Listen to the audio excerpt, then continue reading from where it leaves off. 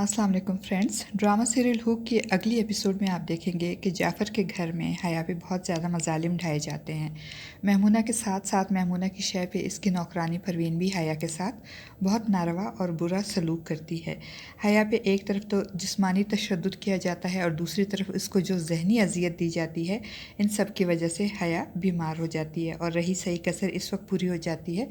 जब महमूना के कहने पे हया को ऐसे रूम में रखा जाएगा जहाँ बहुत ज़्यादा सीलन और गर्द गुबार होगा, जिसकी वजह से हया को सांस लेने में तकलीफ़ होगी।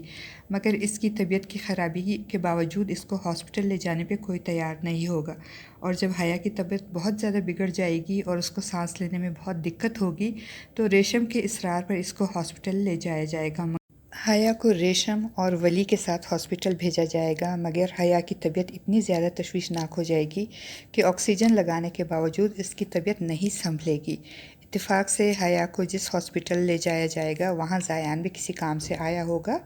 और ज़ायान जो कि पहले ही हया के लिए बहुत ज़्यादा फ़िक्रमंद होता है, वो हया को इस हालत में देख कर यही समझेगा कि जाफ़र इलाही ने हया को मारने की कोशिश की है। वो हया को इस हॉस्पिटल से निकालने और इसे लेकर पुलिस में जाकर जाफ़र इलाही के ख़िलाफ़ हया को जान से मारने का बयान दिलवाने का मंसूबा बनाएगा। वो हॉस्पिटल में डॉक्टर का भेस बदल कर हया से मिलने और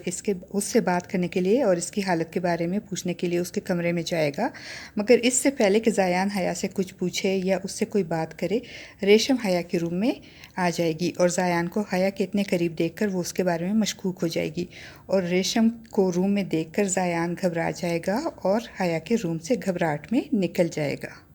और जब वो हया के रूम से निकल रहा होगा तो उसी वक्त जाफ़र इलाही का ख़ास मुलाजिम वली इसको देख लेगा और इसको सख्ती से हया से दूर रहने की ताकीद करेगा और कहेगा कि हया इसके मालिक जाफ़र इलाही की बीवी है, इसकी इज़्ज़त है, और अगर उसने दोबारा हया से मिलने की कोशिश की तो वो उसको जान से मार डालेगा। वली ज़ायान की तरफ से पहले ही मशकूक था कि जाफ़र के घर में ब्लैंक हॉल्स वाला ज़ायान ही है। वो उसको इतना मारता पीटता कि इसके होश ठिकाने आ जाते, मगर ज़ायान की गुड लक कि वो पब्लिक हॉस्पिटल में पकड़ा गया और वली के हाथों तशद्दुद का शिकार होने से बच गया।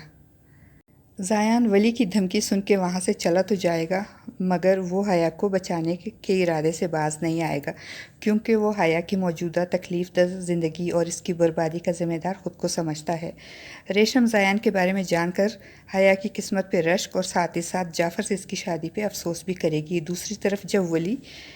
महमूना को हॉस्पिटल में ज़ायान की हया से मुलाकात के कोशिश के बारे में बताएगा तो वो हया पे इल्ज़ाम लगाएगी कि हया और ज़ायान ज़रूर कांटेक्ट में हैं, वरना ज़ायान अचानक हॉस्पिटल कैसे पहुंचता। जाफ़र की माँ भी कहती है कि भले से हया कितनी भी बीमार हो, मगर शहीर के कत्ल के जुर्म में इसकी सज़ा में कोई कमी नहीं की जाएगी। और जब जाफ़र को इन सब बातों का पता चलेगा कि इसके घर में ब्लैंक कॉल ज़ायान ने की थी और वो हया से मिलने हॉस्पिटल भी गया था, तो वो वली पे गुस्सा होगा और उसको हुक्म देगा कि मेरे तुर्की से आने से पहले पहले ज़ायान को पकड़ ले। वो मज़ीद कहेगा कि इस बार वो ज़ायान को अपने हाथों से गोली मारेगा और एक बार फिर ज़ायान की बेवकूफ़ी की वजह से